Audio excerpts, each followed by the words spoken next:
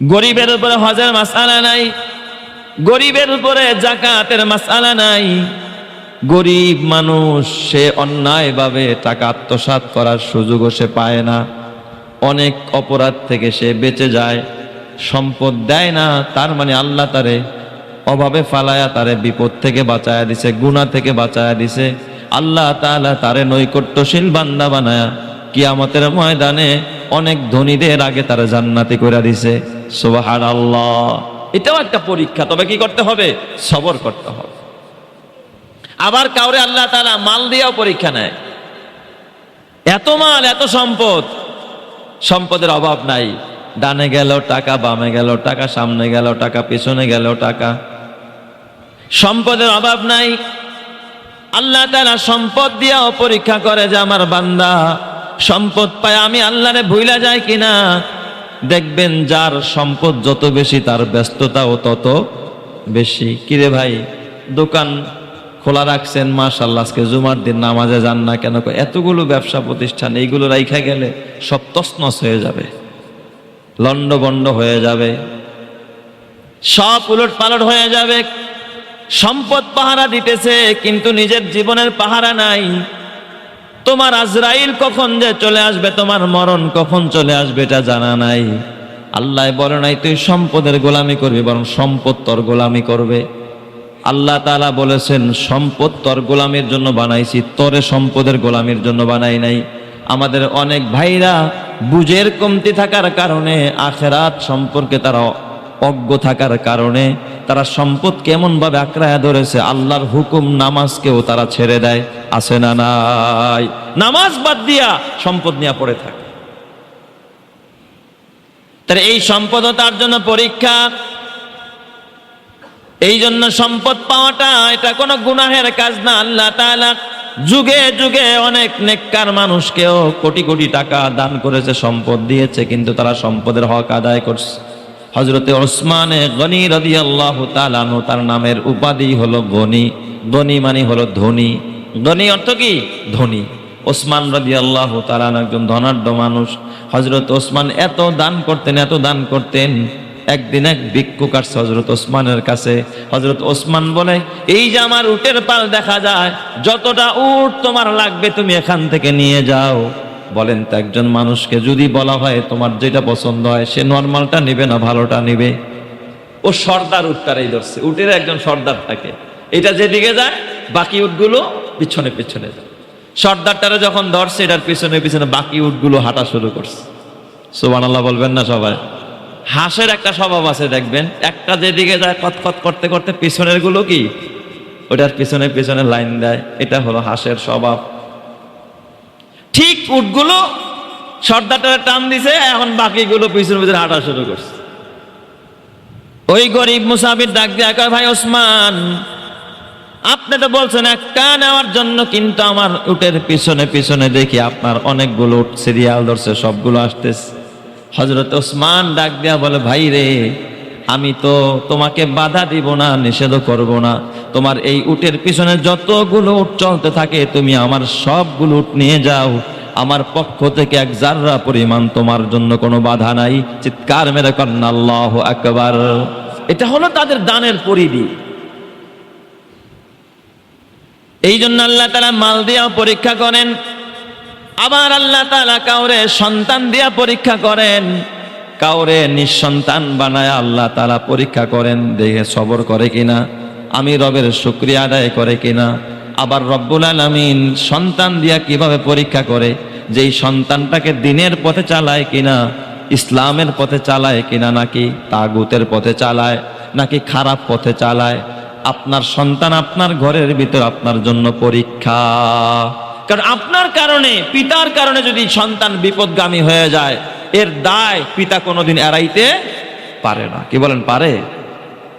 পিতার উপরে কর্তব্য হলো সন্তানকে সঠিক পথ দেখানো। কিন্তু আমরা অভিভাবকরা অনেকটাই অবহেলা, গাফলাতি, আমাদের ভিতরে উদাসীনতা, সন্তানের যে হক অধিকার এটা আমরা সন্তানকে দেই না। সন্তানরা আমরা টাকা চিনাই, সন্তানরে ব্যবসা চিনাই, সন্তানরে আমরা দুনিয়ায় কি করে টাকাওয়ালা হওয়া যায় এই রাস্তা দেখাই, কিন্তু কি করে একজন মানুষ সত্যিকারের মানুষ হবে এই পথ আর পন্থা আমরা সন্তানকে দেখাই না। একজন পিতার জন্য কর্তব্য হলো, করণীয় হলো সন্তানকে শিরক মুক্ত ঈমান শিক্ষা দেওয়া, সন্তানকে বিদআত মুক্ত ঈমান শিক্ষা দেওয়া, সন্তানকে রিয়া মুক্ত ইবাদত শিক্ষা দেওয়া। কিন্তু অনেক পিতার আছে, আপনার ছেলে যে নামাজ পড়েন, আপনি বলেন এই পর্যন্ত এত বয়স হয়ে গেল, ছেলেটার কয়দিন আপনি নামাজে নিয়ে আসছেন? বাবা চলো মসজিদে যাই, একটু নামাজ তোমারে শিখাই। কয়দিন আপনি দায়িত্বটা পালন করছেন? আপনার ছেলে কোথায় যায়, কার সাথে চলে, আপনি কয়দিন খোঁজ খবর নিছেন? আপনি তো দায়িত্ব পালন করেন নাই। অথচ লোকমানে হাকিম, যার নামে আল্লাহ কোরআনের মধ্যে একটা সূরা নাজিল করলেন, সূরাতুল লোকমান। এই লোকমান ছিল একজন রাখাল, কালো মানুষ, ঠোঁটগুলো ছিল মোটা মোটা ফাটা ফাটা ঠোঁট, দেখতে দেখা যেত না ভালো। একজন রাখাল, গোলাম, কৃতদাস হযরতে লোকমান। তার ঘরে একটা সন্তান দান করেছে আল্লাহ। তার মনের পণ ছিল একটাই, যে আমি মানুষের গোলামি করব, মানুষের গোলামি করি, কিন্তু আমার সন্তানকে কোনোদিন মানুষের গোলামি নয়, আসমানের মালিকের গোলামি করাবো। যেরকম সুবহানাল্লাহ। এই লোকমানে হাকিম তার ছেলেকে ডাক দিয়া বলতেছে, দেখেন পিতা পুত্রকে নসিহত করতেছে, এটা কোরআনের মধ্যে আল্লাহ তাআলা একজন গোলামের কথাকে আল্লাহ কোরআনের আয়াত বানায়া দিছে। সুবহানাল্লাহ বলেন সবাই। লোকমানে হাকিম তার ছেলেকে ডাক দিয়া বলতেছে, ইয়া বুনাইয়া লা তুশরিক বিল্লাহ, ইয়া বুনাইয়া লা তুশরিক বিল্লাহ, ইন্নাশ শিরকা লাযুলমুন আযীম।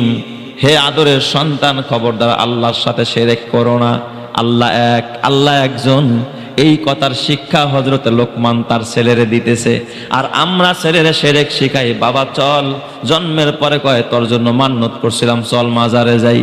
মাজারে নিয়া এরপরে বাবাও সেজদা দেয়, পোলারেও কয় সেজদা দে। আছে না নাই? আপনি তো সন্তানকে শিরক শিখাচ্ছেন, আর লোকমানে হাকিম তার সন্তানকে তাওহীদ শিখাইছে, আল্লাহ চিনাইছে। সুবহানাল্লাহ জোরে কোন সবাই।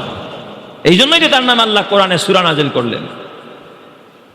এই লোকমানে হাকিম তার ছেলেকে আরো নসিহত করতেছে, ইয়া বুনাইয়া আকিমিস সালাহ, ও আদরের সন্তান নামাজ কায়েম করো, নামাজ। আপনি আপনার সন্তানকে সব খবর নিলেন, কোচিং এ গেল কিনা, স্কুলে গেল কিনা, প্রাইভেট পড়তে গেল কিনা, খবর নিলেন, কিন্তু আপনার সন্তানটা নামাজ পড়লো কিনা আপনি বাবা হয়ে কোনোদিন খবরদারি করলেন না। ঠিক না ব্যাঠিক জোরে কর? এটা পরীক্ষা। আপনার এই সন্তান যে নামাজ পড়ে না, এর জন্য আল্লাহর কাছে আপনাকেও জবাব দেওয়া লাগবে। হযরত লোকমান ছেলেকে আরো নসিহত করে, ইয়া বুনাইয়া আকিমিস সালাহ, ও প্রিয় বৎস নামাজ কায়েম করো, ওয়া'মুরু বিল মা'রুফ, সৎ কাজের আদেশ করো, মানুষকে ভালো কাজ করতে বলো, সৎ কাজের আদেশ করো। ছেলেকে সৎ কাজ করার আদেশ করলেন, ওয়া'মুরু বিল মা'রুফ ওয়ানহা আনিল মুনকার। ও বাবা, ও প্রিয় বৎস, অসৎ কাজ হতে দেখলে তুমি ওই কাজ থেকে মানুষকে বাধা দিবা। দেখবা সমাজে অসৎ কাজ চলতেছে, খারাপ কাজ চলতেছে, বাধা দিবা। ছেলেরে শিখাইতেছে বাবায়, খারাপ কাজ করতে দিবা না, বাবা তুমি এটা বাধা দিবা। ওয়ানহা আনিল মুনকার।